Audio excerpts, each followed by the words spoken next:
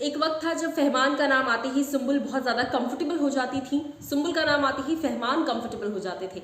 लेकिन I think अब एक ऐसा वक्त आ चुका है जब सुम्बुल और फहमान एक दूसरे के नाम को अवॉइड कर रहे हैं। जाहिर सी बात है, उसका रीज़न है उनके बीच टूटी हुई दोस्ती, या फिर आप कह सकते हैं टूटी अगर नहीं भी है तो भी एक दरार जो है वो डेफिनेटली आ चुकी है। और वो दरार अब तक अंदरूनी थी, लेकिन फहमान डिसाइडेड कि उस दरार को भरना है या उस दरार को दुनिया के सामने लाना है, ताकि आगे चल के और क्वेश्चंस रेज ना हो अगर ये लोग एक दूसरे को अनफॉलो कर दें या बातचीत खत्म कर दें या जो भी है रीज़न।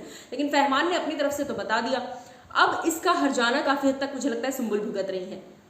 हर इंडिविजुअल की चॉइस होती है कि वो अपनी लाइफ को पब्लिक या प्राइवेट रखना चाहता है।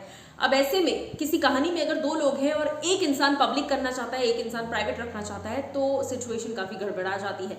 सुम्बुल काफ़ी प्राइवेट किस्म की शख्स है और उन पर आई थिंक ये थोड़ा सा अनफेयर हो गया।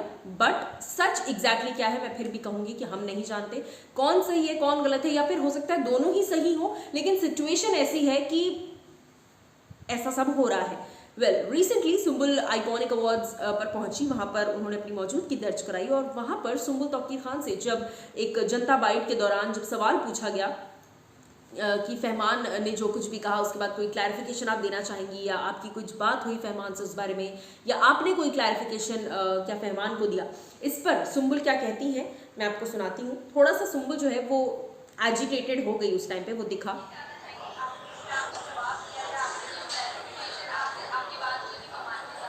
नहीं, मुझे नहीं लगता मुझे कोई क्लैरिफिकेशन देने की ज़रूरत है।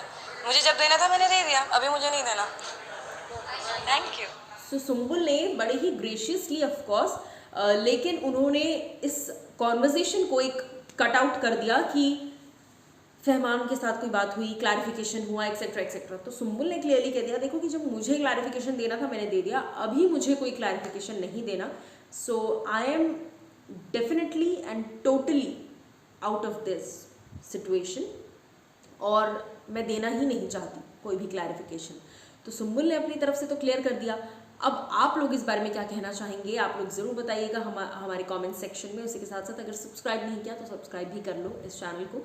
एंड जैसा मैंने कहा कि सुम्बुल जो है वो थोड़ी सी एजिटेटेड आपको दिखी होंगी, क्योंकि अब सुम्बुल जहाँ भी नजर आएंगी आप ये लिख कर ले लो कि एटलीस्ट कुछ टाइम तक ये सवाल ज़रूर निकलेंगे, क्योंकि एक तो सेलिब्रिटीज सामने आकर बताते हैं चीज़ें, है ना, तो उसके बाद आप ये एक्सपेक्ट नहीं कर सकते, वो भी अपनी जगह सही है और एक्टर्स भी अपनी जगह सही है, कि आप ये एक्सपेक्ट नहीं कर सकते कि अच्छा हमने बता दिया अब इस बात पर फुल स्टॉप लगा दो। आप सेलिब्रिटीज़ हो, आपकी लाइफ की एक एक डिटेल, आप सुबह क्या नाश्ता करते हो, बिग बॉस क्यों चलता है क्योंकि आप सुबह क्या नाश्ता कर रहे हो, आप सुबह कैसे उठ रहे हो, आप मॉर्निंग डांस कैसे कर रहे हो, आप कैसे रेडी हो रहे हो, हर डिटेल बिग बॉस की तरह लोगों को जानना पसंद है, बेसिकली झांकना पसंद है, और यही चीज़ एक्टर्स की लाइफ में भी होती है। बट हाँ, सुम्बुल ने बहुत ग्रेशियसली इसको टैकल किया। Hats off for that.